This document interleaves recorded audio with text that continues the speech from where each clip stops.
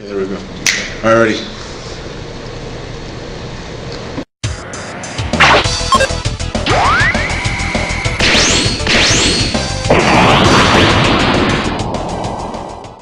Welcome to Game Knights TV. Right, you needed video games. I'm Mario. And I'm Marco.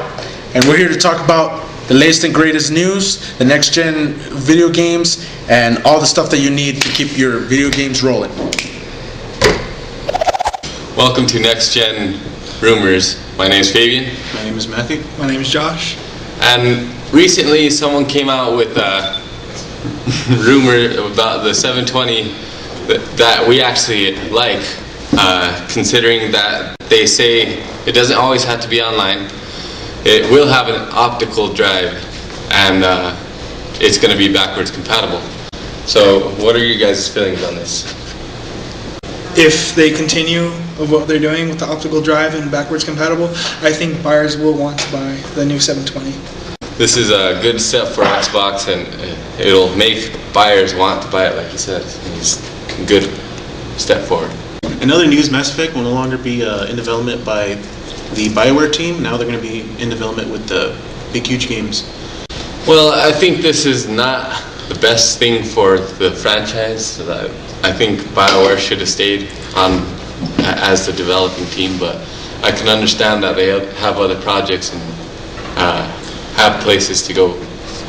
I thought it'd be interesting because actually Big Huge Games recently made Kingdoms of Amalur? Yep. And the thing about it was a neat game in the sense of the whole like environment and the whole look and feel of the characters. But the thing is, the only thing it really lacked was like the story, the gameplay, and some other stuff that was pretty much outdated. However, with Mass Effect, you have a wonderful story, you have great characters, and to actually let's see if Big Huge Games actually comes up with the really good, the kind of work that I'm looking forward to is if they really, give you that really artistic feel in the game, and they really work on like how the game actually played and when it came to just the flow of the story. Also, did you guys hear about the info on the new Super Smash Bros? It's not going to be made by Hall Laboratory anymore. It's going to be made by Namco Bandai. The creators of Tekken and stuff like that. So we're going to see a whole new type of gameplay. We might see some other characters from their type of games that we've never seen in it. I don't know. I'm a Super Smash Bros. Player. It's going to be a whole new experience for me. I don't know what to say about it until I actually see some gameplay. Well, Namco Bandai makes some great games already, so I think they'll have a whole new take on it. Like you said, it will be a different experience for sure. It's not going to be the same, but we'll see what kind of action they can bring that's different and better. I mean, as long as they stop taking out characters and adding new ones in, I think it'll be pretty interesting if they just add more characters and still keep that same mechanic, I guess, when it comes to the fighting. And now with game updates with me, Lori, and Phil. Rock Band 3 will no longer be releasing official songs from the Rock Band store. However, the Rock Band network, by the user-created songs themselves, will still be available and probably will be forever. So the PC version of Resident Evil 6 has now come out with Left 4 Dead characters in the actual game. Okay. And the last bit of game updates, there's a new Batman game coming out, creating a game called Batman Origins.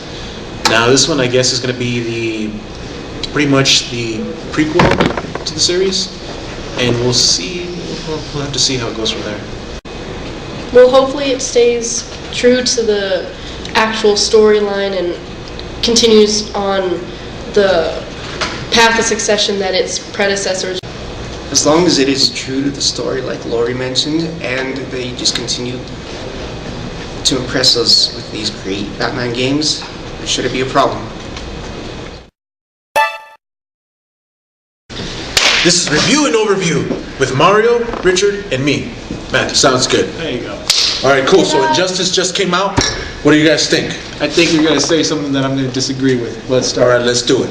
Injustice sucks. It sucks. The reason why, I'm going to give it my 2 cents. Injustice is a hardcore game, made by NetherRealms, the same people behind Mortal Kombat. We all know that. But the problem is that, you know, in a fighting game, you're supposed to like feel the punches, the sparks, the. You don't feel that in Injustice. Right, mind you, this is just first impressions at this point. This is just straight out of the getting box. early into it, but I mean, from what we have early on, you can kind of get a glimmer of what we're talking about for the review, which hopefully we'll have in the next episode. We actually have another segment that we're about to look into right now for Far Cry 3. I know Far Cry 3 has been out for a long time. I know you guys are going to eat me and say, this is too late, I don't want to hear you. I've heard already everything. Those of us who don't really care or even play Far Cry 3, but here we go. What I haven't heard was what could have been done better in this survival first-person shooter in the jungle. You know, it kind of reminds me of a mixture of a lot of games. You skin the animals, you skin them. After a while, you start getting all this money from everywhere. You get money from chests. You get money from selling hides from animals. At this point, you don't even know what to buy in the game because there's not a lot of stuff to buy. Then if you're trying to survive and like, you know, you have Jason Brody, the main character, going from this all-American dude who has never held a gun, from being thrown in the jungle with the tribals with the tattoos and going crazy and getting high, and he goes with all this stuff. Like, they could have like introduced trying to survive in the jungle. You need food, you need water, you need all kinds of stuff to survive, but you never do that in the game. Far Cry 3 gives me enough to satisfy me. My belly's full. I'm happy. All right, it gives me enough to say this game is awesome. It's a good game. It's a great game. I'm just saying it could have added a lot more to the table. One of the ones that we want to talk about is Defiance. It's one of those games that I think deserves a little bit more recognition for what it's trying to do, the endeavor that it's going on with it. And it's a game that also came out with a show too. Like, they're really trying to bring like this whole aspect where you're really going to incorporate things that you do in the game to really affect the show. And then the show's going to affect it. It's one of those things. That's what I'm saying. It's actually it's a big endeavor because Sci-Fi is taking a risk in incorporating the game and the TV show together. Now, the TV show is a really good show. Actually, the characters are really neat. The whole city of Defiance is a really cool place. But when it comes to the game, it just feels, I guess, a little bit different. Like, how would you say? Yes, it is different. I mean, you're taking on the role of if you're not really into the specifics, you might want to go ahead and fast forward a little bit. But as far as Defiance goes, you are playing the role of an Ark Hunter, and it's kind of a nameless Ark Hunter because in a lot of MMOs, you're just kind of a hero in the world. In this case, you are a Ark Hunter, and Ark Hunter is a title in this world of people who search out lost technology from the war. You play the Ark Hunter, you put your character together, 4 different classes, and most of the classes are stuff that if you played in the MMOs before, you already know about. Machinists are like the tech people, soldier, you got the survivalist, who's the sniper in the group, and then outlaw. Outlaw is apparently the heavy arms person, shotgun, but apparently he's supposed to be the bad guy, but you're still playing on the good guy side. So again, it's something that from what I played within the first I played about the first 20 half hour worth, and I'm really liking what I'm seeing in there because of the fact that there's just so much going on inside the game.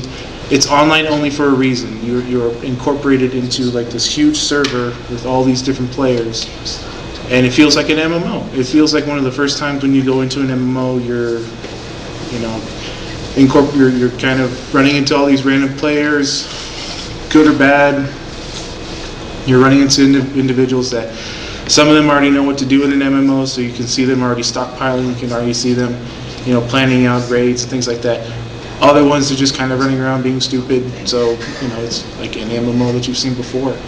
And what's really cool is the fact that the company that they're making for Defiance, they're putting all the efforts that they can to keep the servers running, all the time, and that's something very difficult. Even guys for WoW and Guild Wars, all of them, keeping that type of server level going, it's hard.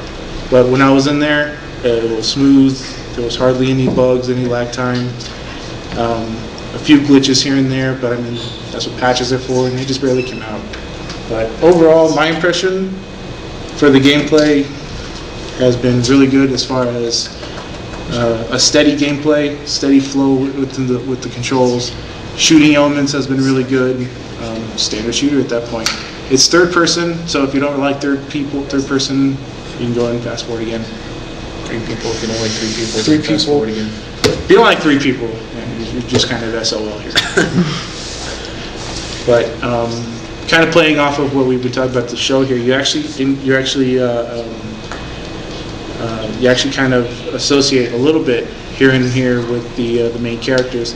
You obviously can't do that because every single character would be showing up on the show, but they have promised a lot of the different characters that have been showing up on the game will be showing up here and there on the show. So it's something, like I said, it's a big endeavor. I'm enjoying it so far. We have a special treat for you guys today. We went to cover one of our sister conventions, the Sun City Sci-Fi. We were invited over there, which is the first in El Paso, and I had a good time. I got to meet David Yost, the Blue Ranger from the Mighty Morphin Power Rangers. It was really awesome seeing him again. I have my own thoughts on that later, but here's some highlights. He's gonna be on his soapbox, I swear. Me on my soapbox? Yes. You're standing on a little soapbox. On my Far Cry 3? This is how I feel about David Yost and Far Cry 3. Okay, here's some highlights about the awesome time we had. Check it out. Take a look at these. What's up, everyone? We're here at Sun City Sci-Fi Con. We're about to run around and jump into people and see what's up. Come on, follow me, see what's How did you guys get started in this? How did this all come about for you guys? Well, we have a substantial sci-fi memorabilia collection. So about 10 years ago, we decided, you know what, we're going to have our own business, and we're going to start going around and selling at the different conventions around the country. So that's how it got started, and my kids have been in it since they were coming up. So they grew up in the business. They grew up in the business, yes. That's always good. Love for the genre. That's always great. All right, so right now we're in the exhibitors hall. So far for a first year, everything's packed. If you look around, there's no empty corner in here. There's a lot of stuff to look at. So many people, events, clubs, and charities are out here trying to spread the word out about this awesome con. You know, it's got some history. You know, the creator of Star Trek was born right here in El Paso, so it's a great place to start a convention like this. And of course, we'll be with them every step of the way because I'm pretty sure this is going to be bigger every single year. So how are you liking it out here at the first Sci-Fi Con? This is my first time being to a convention. I really like it. Nice. I thought it would be a little bit bigger too. It's nicer than I expected. Right. That's cool, man. Where'd you get all those, man? Are those all like custom made, or did you buy them, or are they replicas, or? I bought them. I was going to bring a replica that I made, but I didn't have anywhere to carry it. Wow. That's all. And they extend and everything, or they're just the handles? Yeah, they extend. Can you show me some of them? Oh, snap. Wow, man. That's awesome. Alright, we're nearing the end of our segment here. We're about to walk around, check out whatever's left. We got Chichos right here from El Paso. We got Pack Rat Collectibles. We got a lot of stuff here that we're going to take a look at. So come on with me. Follow me and see what we got here. Alright. Start at 20 bucks. 25? Alright, so your overall impressions, what did you think about the con? Me, honestly, I like this idea because all of you Star Trek fans, all of you guys that are out there, forums and everything, oh, what's it coming out here for? Gene Roddenberry was born in El Paso. Most of the people who you guys are all watching the new movies and everything have to freaking Google who Gene Roddenberry is. He's the one that created Star Trek in the first place. And he was born in El Paso. So it's about time we actually had a sci-fi convention in El Paso. And of course I'm going to get a bunch of flack that, oh, there have been conventions before, but these guys were actually very professional. We got to meet the co-founders and the creators of the full Sun City Sci-Fi Convention. They were really nice. They were very professional about everything that we're doing. They were running around like crazy people like we usually do at our conventions, so you know things are getting done. Right. Now my impressions about the convention were that it was really awesome for a first convention. I mean, it was, it got its events done. It had a lot of events for you to attend. a lot of special guests as well for a first time. Like you said, these guys seem like they know what they're doing, so definitely we can't wait to be there next year. Hopefully they'll also be there at our convention, and we got to help out our own Southwest brethren conventions here. Exactly. We one thing that brought us out there, and I'm only going to touch base on it because I don't want to put blames on anything. We want to bring positive energy to these types of conventions. We don't want people bringing these down, saying that, oh, nobody's going to show up, nobody's going to do this, anything like that.